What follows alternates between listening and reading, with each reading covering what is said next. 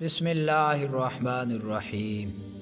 حضرت عمر فاروق رضی اللہ تعالیٰ عنہ ایک مرتبہ مدینہ منورہ سے کہیں سفر کو روانہ ہوئے۔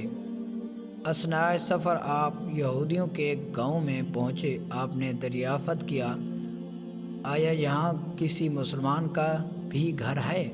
جواب ملا، یہاں ایک بدو مسلمان رہتا ہے جو بے حد غریب ہے۔ آپ اس کے ہاں پہنچے۔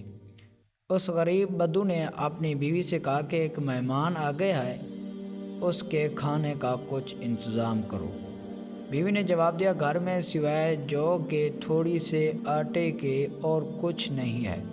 شوہر بولا، کہیں سے گندم کا آٹا ادھار لے آؤ۔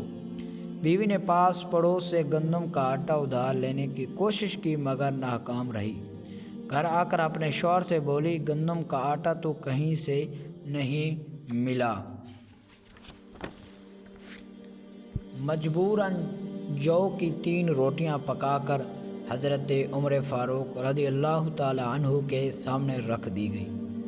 آپ نے سوچا کہ اس شخص کے 3 بچے ہیں اور 2 یہ میاں بیوی خود ہیں، یہ 5 ہوئے اور چھٹا میں شامل ہو گیا ہوں اور روٹیاں صرف 3 ہیں۔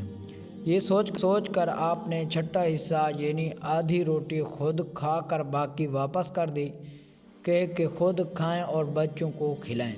جب آپ رخصت ہونے لگے تو فرمایا، تم کسی دن مدینہ آنا اور عمر کا نام پوچھ کر مجھے مل لینا۔ کچھ مدت کے بعد اس بدو کی بیوی نے اصرار کیا کہ مدینہ جا کر عمر رضی اللہ تعالیٰ عنہ سے ملیں۔ وہ شخص مدینہ پہنچا اور آپ سے ملا۔ اس وقت آپ کا تجارتی قافلہ مدینہ میں پہنچ رہا تھا۔ بہت سے اونٹوں پر مال لادا ہوا تھا۔ فاروق اعظم نے وہ سب اونٹ بما مال اور دولت اس بدو کو بخش دیے۔ وہ بدو بے حد خوش ہوا، اپنی خوشی بختی پر ناز اور فرحان واپس لوٹ گیا۔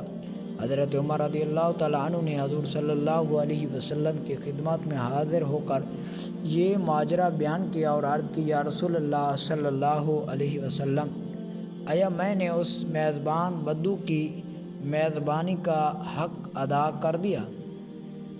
حضور صلی اللہ علیہ وسلم نے فرمایا، عمر، حق تو شاید اس کے ایک لقمے کا بھی ادا نہ ہوا، کیونکہ اس غریب نے تمہارے مہمان نوازی کے لیے ادھار لینے سے بھی دریغ نہ کیا تھا اور اپنی بساط سے زیادہ تمہاری خدمت کی تھی، لیکن تمہارے لیے اونٹوں کے قطار مال اور متاع سمیت دے دینا کوئی بڑی بات نہیں۔ یاد رکھیں کہ کوشش کریں کہ اپنی ہستی کے مطابق غریبوں کی مدد کریں۔